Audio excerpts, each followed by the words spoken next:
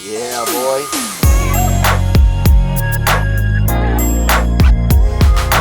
Hey, welcome back to the 6 Days in Arizona mini vlog series, where 1 week ago I did rock cobbler and I got 4th in this crazy gravel race. Then a couple days ago I did a 24-hour mountain bike race.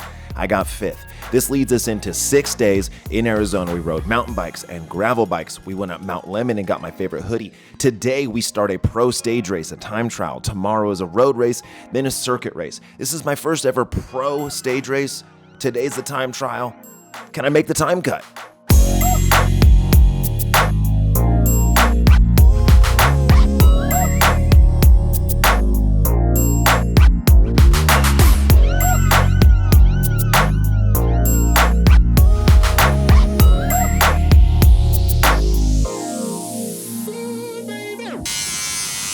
Yeah, boy. Hey, so we're going to jump over to a voiceover for pretty much the rest of the videos. I'm shaving my leg with a dog trimmer. Such a hack. No cords, battery, take it wherever. I look pro, I go slow. That's my jam. Looking good is half the battle. Now I'm running my Speed Max, which I put a lot of time in for 24-hour worlds. I've got an 1152 in the rear, a 54 oval in the front, and I mean, I love this bike. I put a lot of time into the position, so I feel way more comfortable in the sticks. Here's EJ. EJ has been training like an absolute pro. This guy has gone from back of the pack Cat 5 to I think he won VOS in the 2s and was very competitive here in the pro. I'm getting a lot of attention that I don't deserve because this is not my sport. You know, I focused on road racing early on, and I had some success. I got 3rd in a pro road race with actual pros. That's my best result ever in a full-on road race. I have done a few stage races in the past, but they were 2s or 3s. This here at Tucson Bicycle Classic is the pinnacle of American road racing. And that's not hyperbole, that's not a joke. The best American cyclists and the best American cycling teams are here. And so since they did a 1-2 division, I could race against the pros. I could race the best in America. Now, if I wanted to flex on YouTube, if I wanted to make myself look cooler, I could have done the 2-3s, or I could have even done masters, but that's not the point. So what I'm gonna say a bunch of stuff, and people are gonna be like, "Oh, bro, there's just excuses, and you suck." And it doesn't matter to me because this isn't my focus. The attention to detail and how strict you have to be to peak your road fitness to be able to even just be in the pack for a pro stage race is so unbelievably, insanely hard. That would need to be my life. And I did that for a couple years. And so I know what it takes, but I've been doing a lot of ultra stuff. You know what I mean? I just did a 24-hour mountain bike race days before this. I did the 107-mile rock cobbler a week before this. I've actually had a lot of success this year in the projects and the races that I've been focusing on. I've just found myself as an ultra guy. But I like racing all the bikes. I like racing. And so since I was already here, it was just working out so well. I wanted to see, okay, what does it take? You know, what does it feel like? What does it feel like to race the best in the country? And I kind of had to switch my mind a little bit because I was vlogging for these last 3, rides. Man, vlogging takes a lot of mental energy.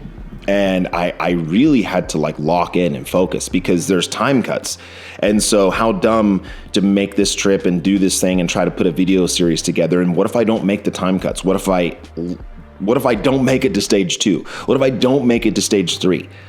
So that's weighing on my mind. And power wise, for this 10-minute effort, I did 330 watt average.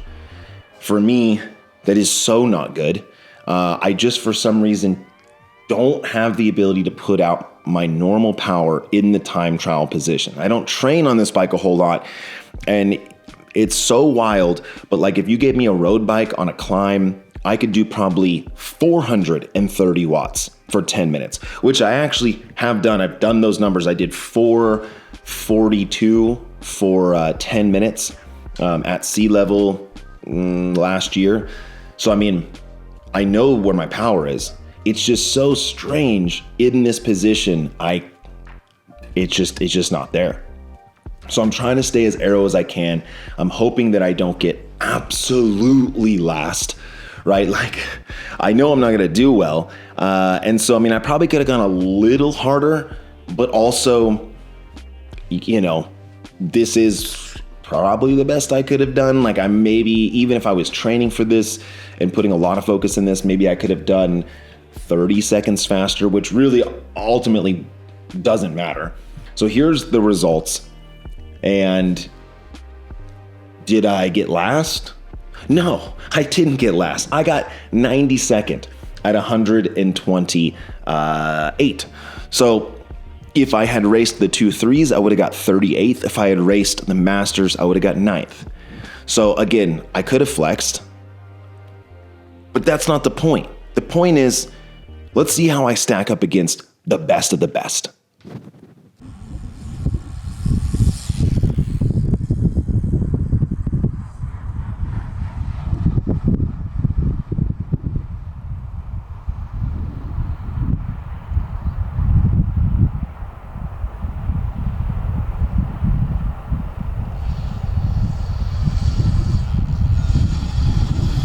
Yeah, boy. All right, that was super difficult. I mean, okay, I have this much power for this much time. This is where you need this much power for this much time. But what's so fun is to be able to stack myself up against the best in the country. We're racing the pro race. You know, maybe I could have done the 2.3s, or if there was a Masters, I could have raced the old guys and felt better about myself. But I love putting myself on the best of the best. And so, you know, was it a great time? Race-wise, probably not. I don't really care. I'm trying to go as fast as I can and not get last. Go kind of fast, don't get last. That's it.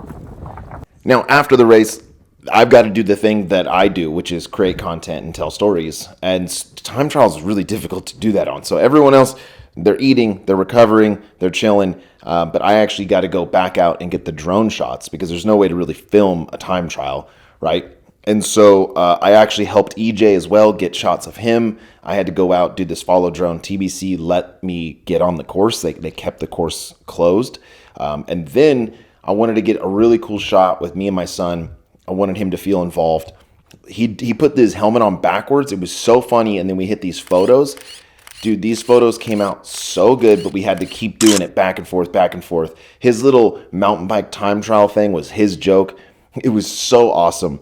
That was peak time for me and my boy, you know, making content together. I'm just telling him how proud I am and how stoked I am. And then now we got to go drive over to the road race, get camped, get some food, and vibe out.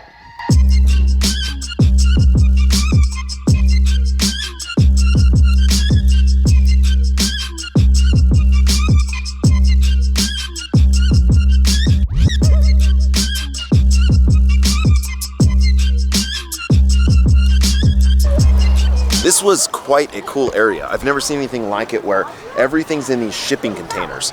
And so I'm sure that the business owners don't have to pay a ton because like you just have a shipping container. And then there's a bike shop, there's coffee shop, he got a sick like artsy shirt.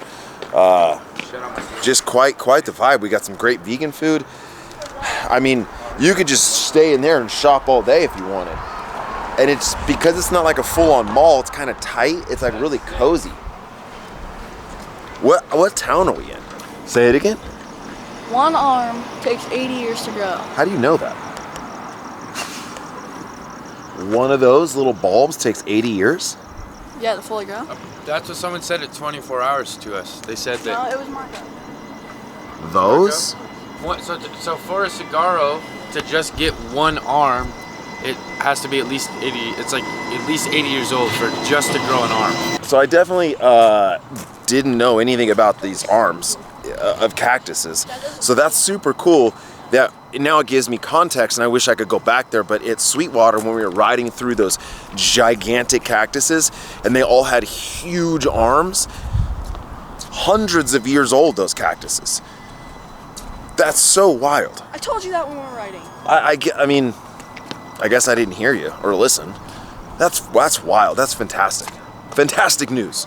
All right, so we are not staying in a house tonight. We're gonna just take the RV and stay right at the start of the road race because my start is at 8 a.m. This RV has absolutely come in clutch since the day I had it, which kind of a super side story, but in my town, there was a huge fire and we got evacuated for weeks.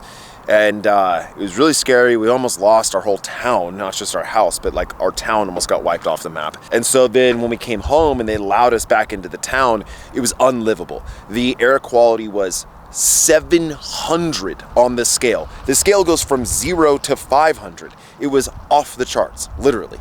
So my mom had bought this thinking she was gonna be like a rambling man and just travel the country. She got 1 hour into it, said, I don't like this, this isn't my jam.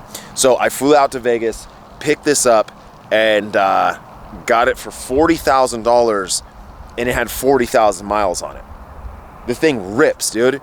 And so and I got it right before like the COVID explosion where RVs quadrupled in price. I mean, it's not like the sexiest looking thing, you know, but it's so awesome.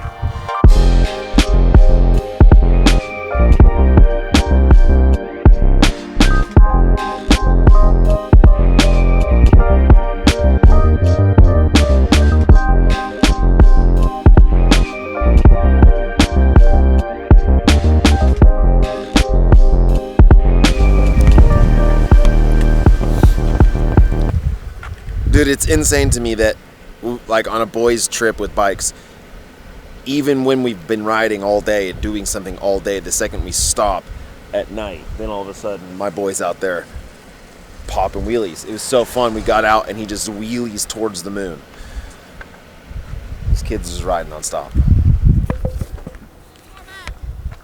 Car back.